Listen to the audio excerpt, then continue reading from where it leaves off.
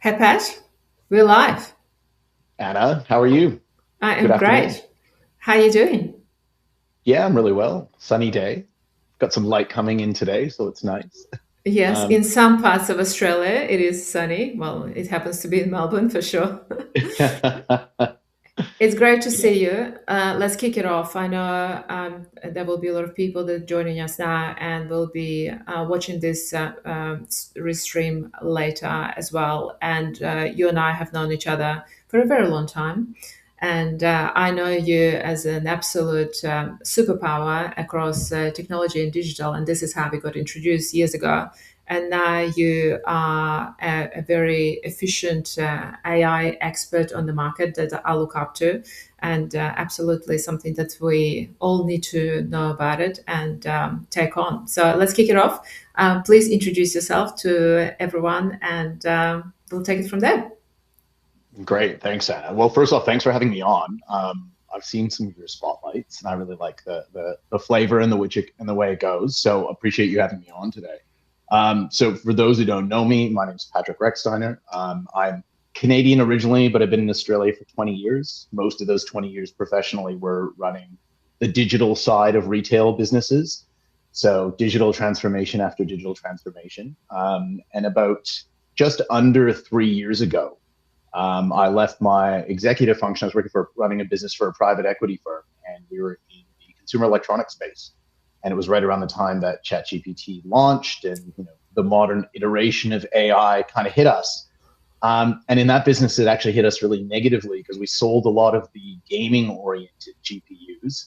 NVIDIA was one of our biggest suppliers, and actually our supply dried up because all the chips all of a sudden were going to a different place.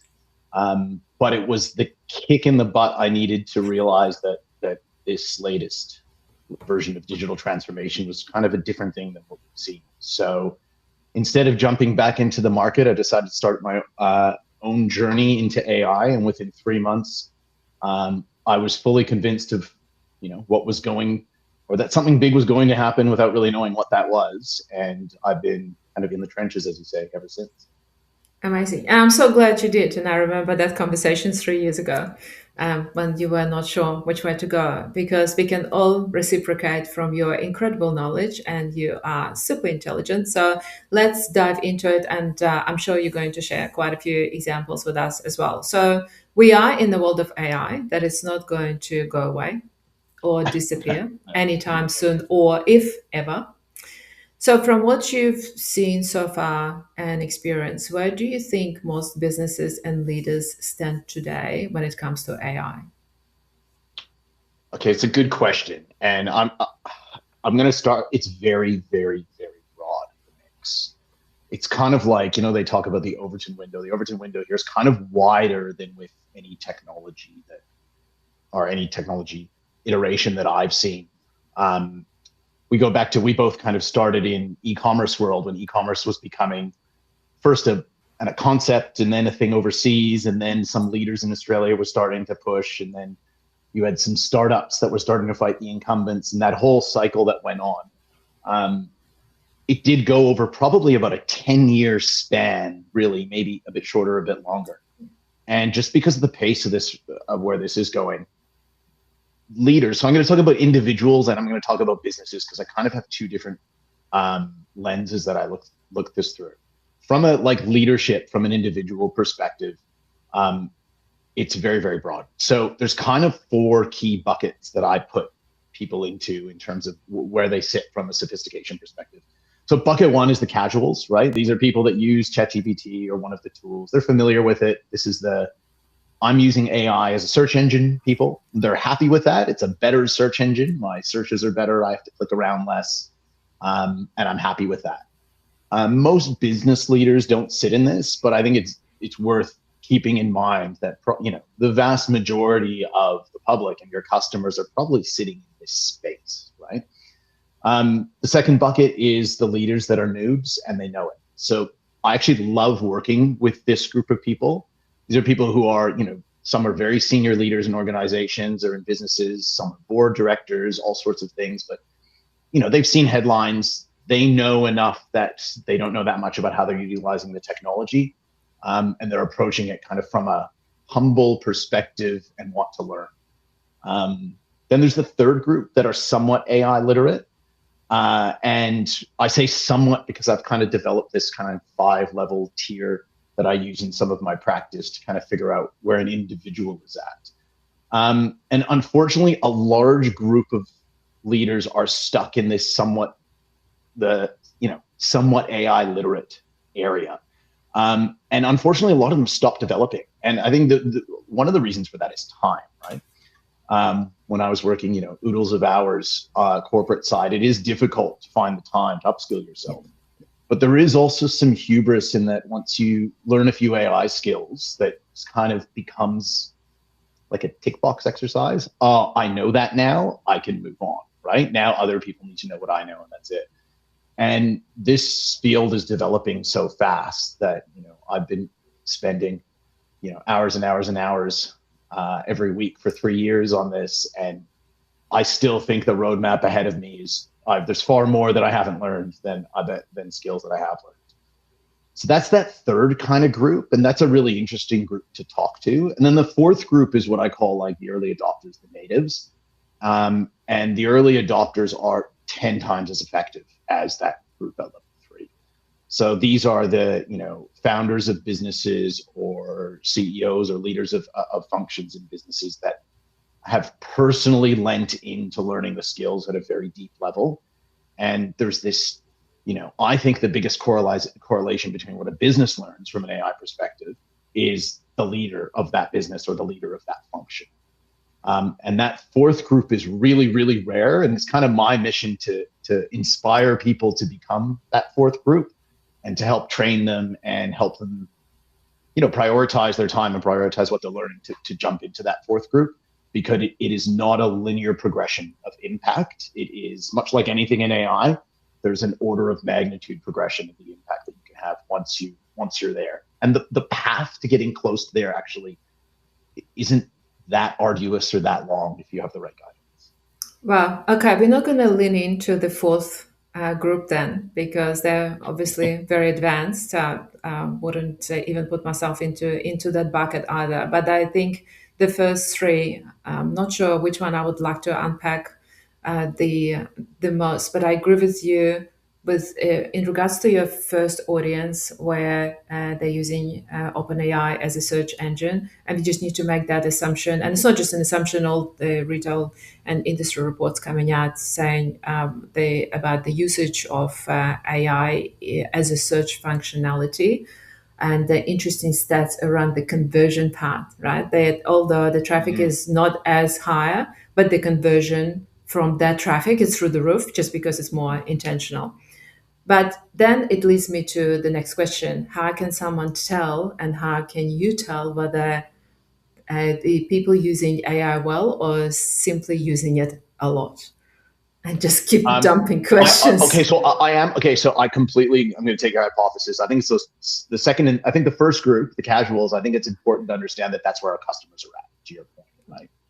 And it's not surprising that there's less traffic but higher conversion rates because people have to click through less things, right? So just if you kind of reason through why that is, it's actually quite an organic function to how the tool works in a better way for certain things.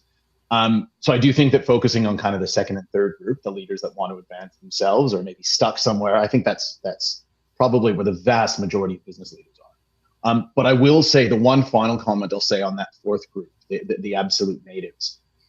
I long have had this hypothesis that that's like highly, highly correlated to how well a business adopts AI. And what I mean by that is this group is not characterized by wanting their business to learn AI and pushing it onto other people. This group is characterized by taking the first step and learning more skills than anyone else around themselves.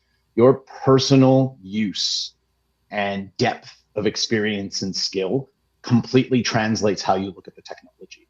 So I think I won't say anything more on that group, but that is the highest correlation that I see to organizational effectiveness of AI is the leaders' effectiveness of AI and their personal use. And there is studies from BCG and KPMG and a number of leading consultancies that you can happy to provide with your audience that over the last few months, very rigorous studies that are proving that hypothesis to be correct. Um, And and would you say that group of leaders spent a lot of time that you used to over the years to input a lot of information into AI? I think it's a mix.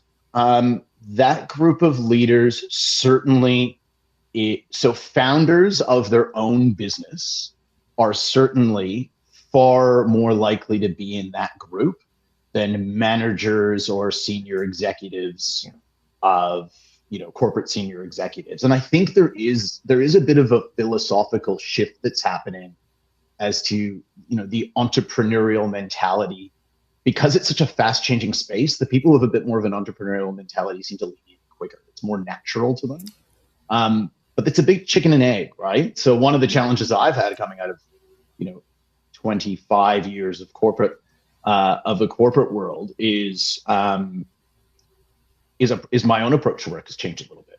And I found that as my own approach to work has changed a little bit, more of a builder, less of a manager, that really has shifted. I think, again, it's chicken and the egg. It's shifted how I approach things, and also leaning more into the tools has given me a larger ability to build and create on my own. So therefore, it's made me more creative, really, which is counter to the headline narrative that you will see, which I think is a common thing in AI world. The headlines are less accurate than you would think from a number of perspectives. And let me guess, knowing you a little bit, I'm sure that you enjoy the builder part more so that you enjoy the manager part. I am now, certainly. I think it's an uncomfortable thing, because when you reflect, is you are managing is a really important skill, but you do there is a lot less that you create. The more senior you go, that you create yourself, right? You are in effect indirectly creating new initiatives and new things and pushing them home, but the nature of the skill is different, and I think this balances a bit. I saw there's a AI podcast I listen to weekly, and they were talking about how even in corporate land, in leading organizations, everyone's becoming an entrepreneur of some sort within their own businesses, because they now have the capability to do that. So yeah, I think it's an interesting, like, dynamic shift, and one that's challenging to some people. Certainly, elements of it are challenging. Were challenging to me, but I find it much more fulfilling, the type of work I'm doing. Yeah, I agree, and I think it's a great shift, right? Because it's good to have that disruption to the way we used to operate and the way we used to show up and manage. And entrepreneurship spirit is always it propels that growth and a different way of thinking and a different way of doing things. So I think it's a great shift. To your point, I know that you speak around efficiency AI and opportunity AI. What's the difference? Yeah, okay. So this is a really important concept, actually. I spend a lot of time thinking about this. So it's almost kind of analogous to the maturity of where you're going, right? So the use cases for efficiency AI, effectively efficiency AI, is the things that we were doing before we implemented AI, doing them, way faster, way more scalability. It's doing the things that we did before better, right? I can write, thousands of product descriptions in a day as opposed to 20, things like that. Or I can automate a number of my low level customer service tickets, get back to the customers quicker, but I can have a bot or a tool or something like that do that way more effectively. So that's the efficiency side of things. Those are the obvious use cases. Great place to start. Place where many businesses have started doing implementing a lot of tools. Opportunity AI is the area that's more interesting, and this is the things that are opened up that weren't possible before. So now that a huge level of automation and scalability is something that we can build towards, all of a sudden the ability to collapse functions into each other, or completely think differently about how workflows or functions work. That's the opportunity side. And that's, it's a higher order thing. It probably requires, kind of analogous to learning some more skills and being higher level as an individual operator. But that's really where I think a lot of the innovation is going to be, both within businesses and also with new businesses starting. But it also opens up and creates more time for people to be more creative. Well, I mean, it's why it's just a natural thing to focus on the efficiency side of things first, right? So every business has so many different things that you wish you could get to, you wish you could get to more regularly, you wish you could do more diligently, more regularly, and the reality is, you know, they're not in the top 10 of the to-do list, and some of those things might never be, or whatever else it is. So I really do think one of the things that's really important here is because it's such a new skill that's evolving so quickly, you do need to make time and space, like literally, not just figuratively, block off time for yourself and your business to learn some of these new skills. And so it's a bit of an adaptation. So I like to coach businesses like, let's think about the things that are going to move the efficiency needle quite a bit. And let's not think first off, oh, what is that going to do for headcount or anything? That comes way, way, way later, right? But the people who have now gained 5 hours of efficiency because of these two tasks, or 10 hours of efficiency because of these 5 tasks they have automated, invest some of that time into what the next iteration is, right? So this technology is exponential, right? What you need, the mentality that you need to have is, let's open up a bit of time to learn a bit more, so we can open up a bit more time to learn a bit more, to open up a bit more time to really start looking at some of those more interesting opportunities. And I'm happy to go through some of those if you're curious. I am super curious. I'm so glad that you open it up. I think it's so, but Something. it's such a great priority because everyone would be, and a lot of people are overwhelmed. There is in the CEOs of the world, they are so busy and they have so Mm. many things to juggle and to think about it. Like, where do you start? What do you prioritize? So I like how you framed it. Like they start with efficiency because you open up this time and then it creates more time for everything else. So let's unpack that. Yeah, well, and look, I think maybe the first thing before we get into that, like, I think the most important thing is the mentality at which you are approaching your tools, whatever they are, right?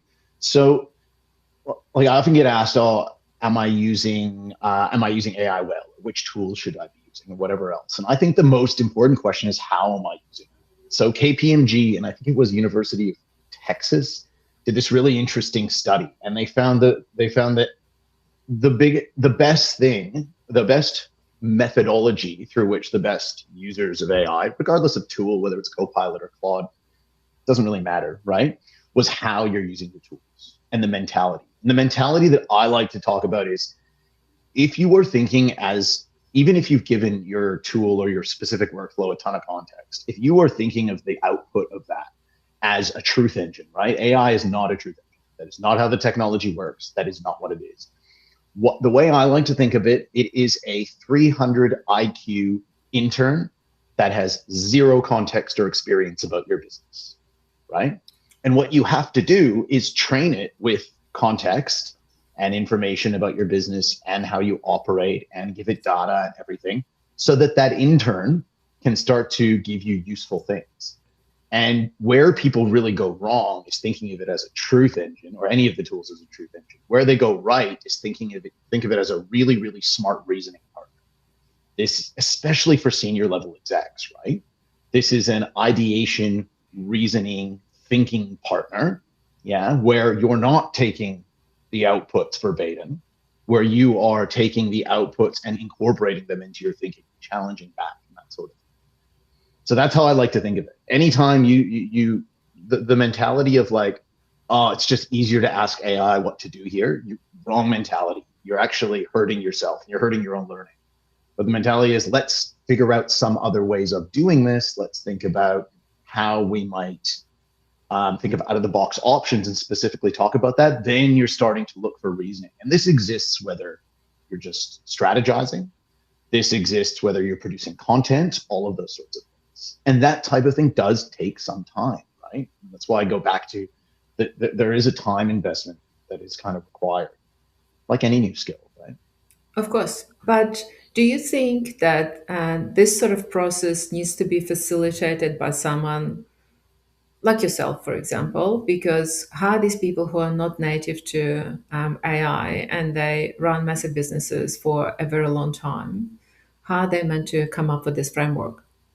Well, so I've got a lot of sympathy because I understand what it's like to work 60 or 70 hours and just, you're Like, I'd love Thank to you. learn a new skill. I'd love to learn a new skill, right? But I just have to finish the board report because that's due tomorrow, or whatever the context is. Um, it will take you a lot of time I think everyone, all senior executives are smart and curious, right? Curious is the key here, but the time to be curious is the challenge. Though the capability to learn, but some of the frameworks that sharp people in the market, some of them that I've put together, they really help to accelerate which skills are important, which context to use those skills in. And that kind of ties in really well with my overall philosophy that it's the individual training that is the unlock here. Um, that's really what it is. So yeah, you could like I just did a brief last night actually for someone who wants to rebuild their website and add some functionality to it that their current platform doesn't offer. Um, and yeah, we certainly can shortcut the time to learning quite significantly, right? I've made the mistakes, I've spent the time, so I can help people figure out which areas to spend their time in. Yes, agree. Curiosity is definitely the key, but then you need to have brain capacity for that curiosity, the time and brain capacity Yeah, to. that's right. That's right. Yeah, that's spot on. And that's the real challenge for executives. And that's the challenge that Yeah. I had right at the starting. Um, when I was still working full time, and to find the time amongst everything else and the clear mind to do that was a real challenge. So what I've really done is try to set out a path to my mission is to help executives and help people learn how to use the tools as best as they can, um, in less time, in a quicker way, give them the skills so that they can begin to go. Can you mention? I saw it on your website, and I started going through the process, but I haven't completed it. I promise I will. About your the skill as AI skill assessment tool that you have. Oh yeah. I'll Oh, you've got probably, Anna, you've got to finish of course, that. Pat. I will. I promise. I'll be um, probably the perfect candidate for you as well.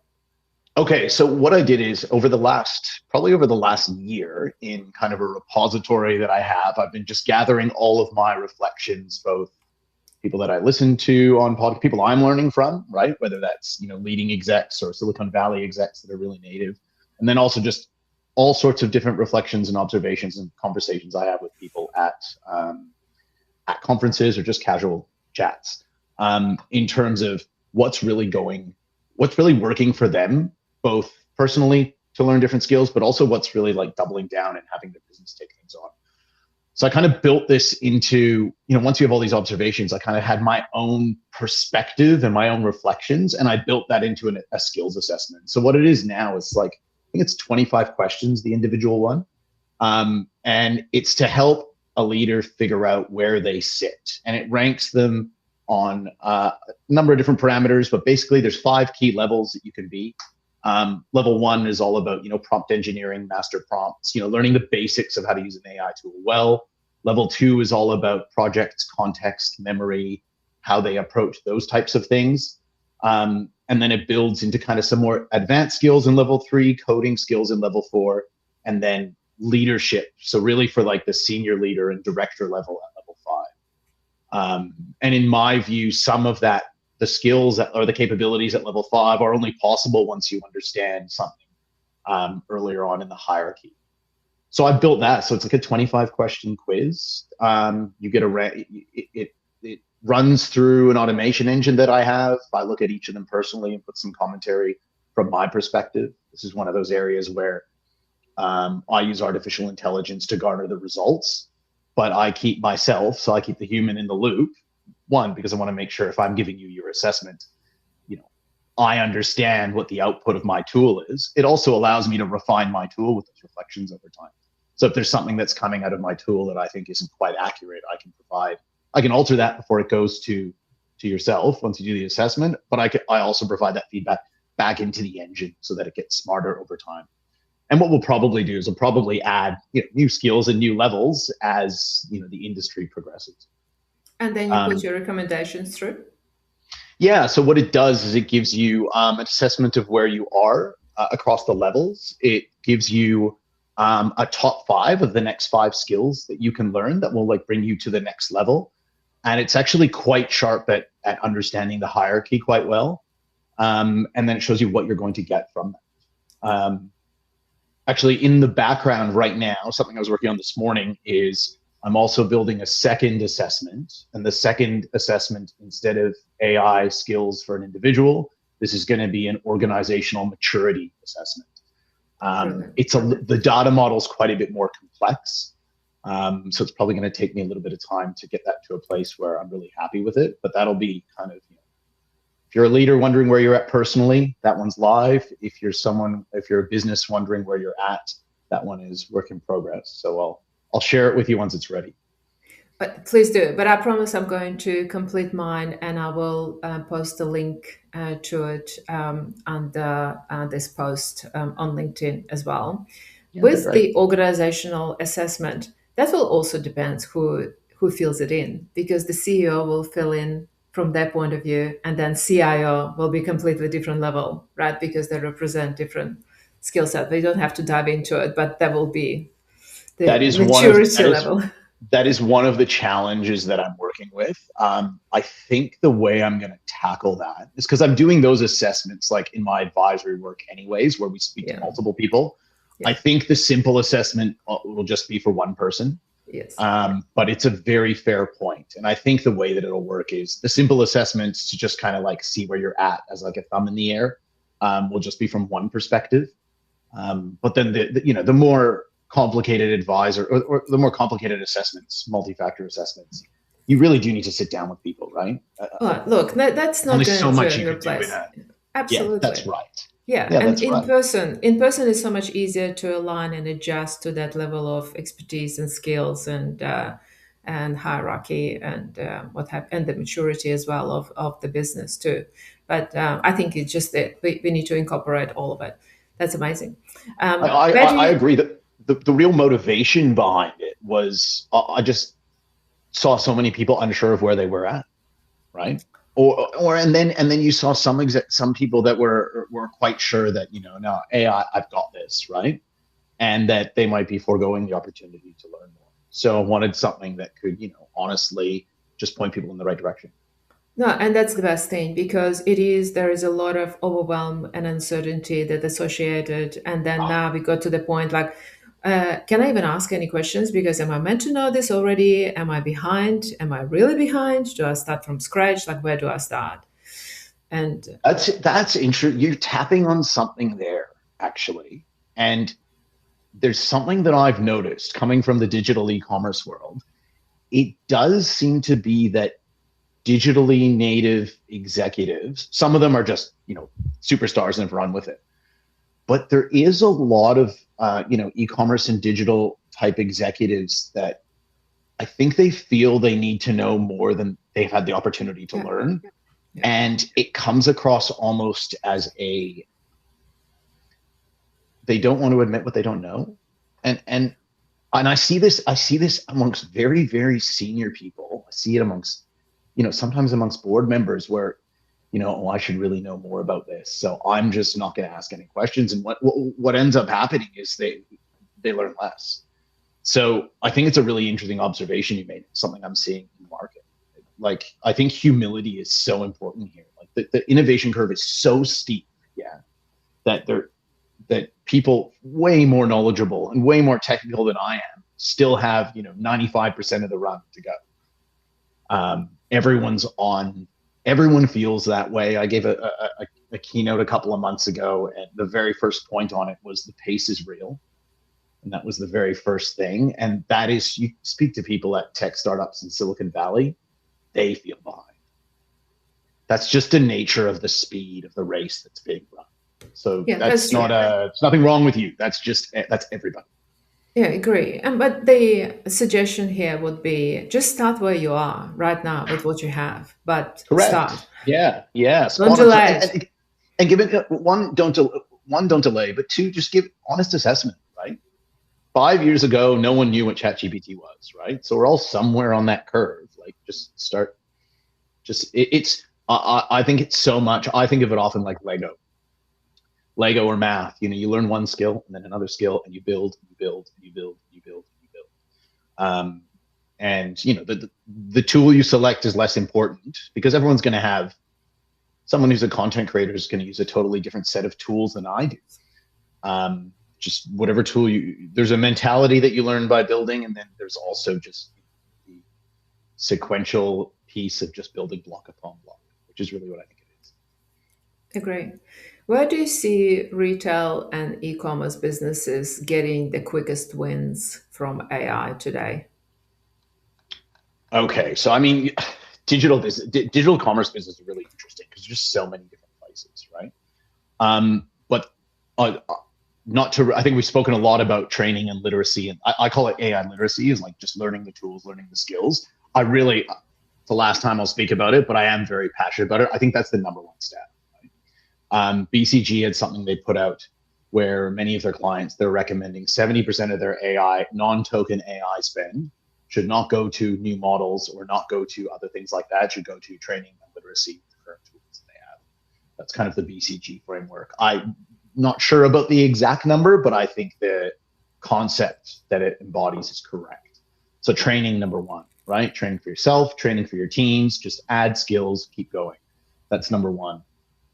Number two is the classic digital transformation error, right? It's let's bring in the technology because everyone's talking about the technology, because let's build that type of technology. Doesn't matter what it means strategically or for a business. That sounds cool. In the early days of e-commerce land, it was like, remember weird UX features on a website? I I remember want a it so spinning well. wheel. I want a spinning wheel, or I want video on my homepage at a time where your page load speeds were just destroyed by a video. Like it's the shiny object, shiny toy fallacy. And this is not just true of retail and e-commerce businesses, but this is of any business. What are your strategic priorities as a business? Do we have a clearance inventory issue? Well, then is that one of our top 5 strategic issues right now? Or so do we need a better process for that? Well, let's work with the merchandisers and train them on how to use some of these tools to start to tackle that problem. Or maybe if you're a startup business, your number one priority is new customers, right? What can you build to help you get new customers much quicker? So the number two point outside of training is align your strategy, your AI strategy. There should be a roadmap, but the roadmap shouldn't have a different shape or too different of a shape from your corporate goals, your corporate strategy. The top 5 things that you need to report on in your board report to your board. Yeah, you should at least be trying to deploy some level of the new technology to that, because those are the things that your business needs the most. Good advice. Align your AI strategy to your business strategy, and your brilliant analogy with our old days of ecom, where we were chasing the shiny technology. Well, maybe we were not chasing, but a lot of people were chasing without aligning it to what the customer actually wanted to see and do, and to transact successfully. And what does our customer need right now, and what does the business need right now, and where do those hit? There's so much of that, right? Like one business I'm working with right now, startup fashion kind of area, and they need to get new customers, and they're a startup, they're bootstrapped. So what we're doing is we're building them kind of a new type of affiliate program, an automated type of affiliate program that, using the technology that hits their number one issue for their business right now, it's acquiring new customers and getting their brand out there. But it's not held ransom to the way that the affiliate platforms work and everything else. So now, 2 years ago, we wouldn't have been able to build this. Now we can build something that, is primarily automated, with the right checks. But the reason that business is focusing on that is because their number one goal is customer acquisition. If they were having margin issues or inventory issues, there would be a different tool. And everything is possible these days. So align your strategy to your most painful points and start from there. Start educating yourself. Just start from wherever you are, and stay curious, and have that high agility to learn a new skill and invest in it, your time and your brain capacity. So many takeaways, Pat. I'll definitely do the highlights after this post. Well, that last one's it's digital transformation 101, but it just I think we're just human. It's just natural when the new shiny thing comes. Sometimes we forget the lessons we learned in the last cycle, right? And it's the same lesson, just in a new context. So yeah. Yes, absolutely. Well, it's been a pleasure as always. I promise I will complete my assessment right now for everyone else who tuned in live, and I know there were a few of you. Thank you so much. We always appreciate you, and Pat will chat very soon. Thanks, Anna. Bye, Appreciate it. Have a lovely everyone. day. Of course, it's been a pleasure.